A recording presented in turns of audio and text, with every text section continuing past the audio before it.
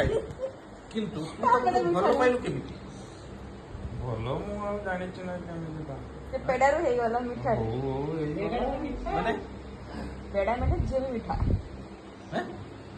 ଝିଅ ମିଠା କି ନାହିଁ ମୁଁ ଖାଇଛି ନା କିଛି ଜାଣିନି।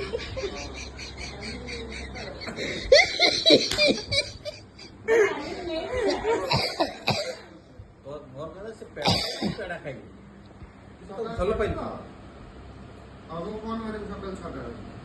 ତାକୁ ମୁଁ କହିଲି ଭଲ ପାଇବୁ ତ ପା ନହେଲେ ମୁଁ ସିମେଣ୍ଟ ଖାଇବି।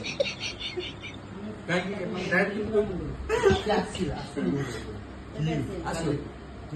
କାଲି ସକାଳେ ହଁ ଆବେ କିଛି ନାହିଁ। ଆଉ କହୁନୁ।